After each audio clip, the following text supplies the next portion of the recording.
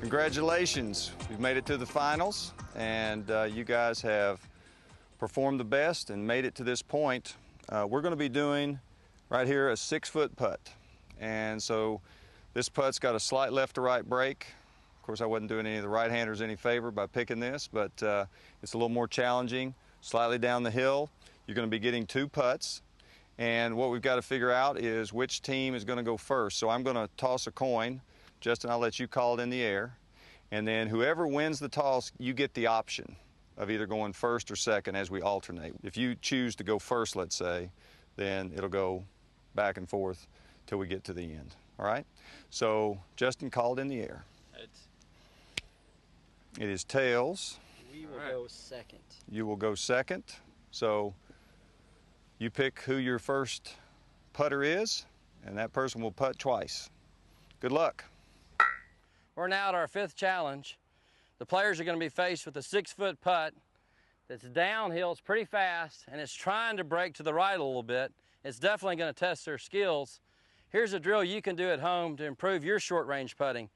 Put 2 balls on the ground and practice hitting the one ball into the back of the other ball, being aware if the ball rolls straight or not. This will allow you to really monitor how your alignment process is, as well as how well you're able to control the face of the putter while you're stroking it. Your attempt is to try to make the balls roll straight end over end. After you've practiced that, when you get to a 6-foot putt like this, what you need to practice on doing is visualizing where you want to roll the ball, get committed to a line, and then once you commit to that line, never lose it. The emphasis is not on holding the putt. The emphasis is on making your best stroke and staying committed to that line. So stay committed to your line and then put your Sunday stroke on it, with the emphasis on making your best stroke, not worrying about holding the putt, and that will give you your best chance for success. This one is slightly different than the other ones in that you get 20 points for a make and 0 points for a miss.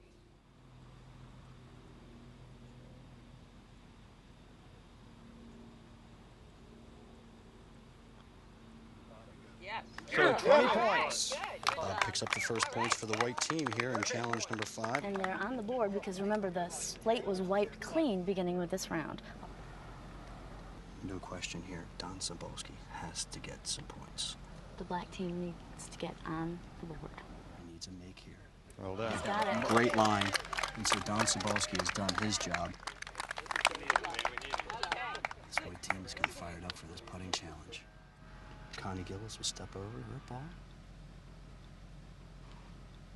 But the white team is looking good. Wow. There's another 20 for Connie. Some nice work by that white team. Their captain, Dustin Waffle, had them out on this green practicing. Looks like it's paying off. I don't think John is so much nervous here. I think he's got the ice water running through his veins. He is fired up. He makes this, he'll tie the white team with 80 points. There you go. And the black team and the white team are tied at 80. As we head to our 6th and final challenge, we're still on the putting green. Here's Charlie. So we make it to the final session, and you guys were tied after 4 of our sessions, and now after the 5th one, you're tied again. So we are going to be now putting a 40-foot putt. This thing breaks right to left, as you can see. You're going to be putting 2 from this spot right here, and we're just trying to see if you can get it in the hole, it's worth 30 points. If you're within that 3-foot circle, it's worth 20. If you're from 3 to 6 feet, it's worth 10, and then outside of that is worth 0. We're going to do the coin flip again, and I'm going to let you make the choice in the air this time. Let's go ahead and do that. Tails? It is tails. We'll go second. Okay, you'll go second. So get those good strokes ready. Good luck to both teams, and we're going to crown a winner. Our competitors are going to be working through this longer distance putt. They get 30 points if it goes in, 20 if it's in the 3-foot circle, and then 10 if it's 3 to 6. And how do you get that kind of distance control? Well, it comes from experience. And the drill that I'm going to want you to do is I'm going to want you to do the look at the hole drill. Seems very unconventional, but if you were playing basketball, you'd look at the goal and shoot. If you were throwing darts, you'd look at the dartboard and throw. So here we get set, and because the ball's not moving, you don't really have to look at the ball. So you look at your target and you putt. Because I've done this for a while, I've got enough experience to know how hard to hit it. But let's say this is the first time you've ever done it. You may find that the first one, you hit a little bit hard, so it goes, in that case, about 9 feet past the hole. You may find that you over-adjust on the second one, and it comes up short. But now you know what too hard and too easy are, and then you fit it between those two, and that's how you start to get good distance control. So we'll watch our competitors, we'll see how they do, try this drill, and you'll see your distance control get better.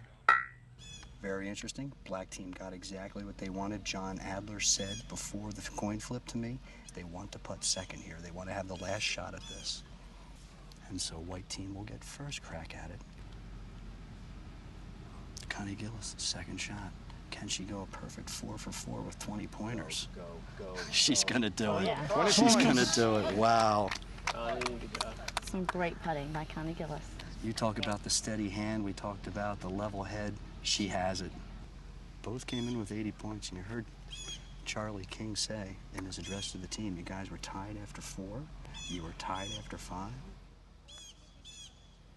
Looks, got to get going a little bit. And that's in Yeah. for a 20-pointer. There you go. Good. Great. Thank you. 80 to 70, Tracy. With the captains left to go. Come on, Justin. And you heard Charlie say, in the event of a tie, the captains will then go head-to-head on a putt of Charlie's choice. Up first from the white team, Justin Waffle. He wants the 30. Good aggressive stroke. That's going to get into the 20. That's for sure. Will it hit the cup? 20 points, 20 for points. Justin Waffle. He didn't get the 30, but I think he'll take the 20. I'd say so. That was a great putt. Justin put a good stroke on that last one. Have a 2-round total thus far of 180, but Waffle has one more putt to go.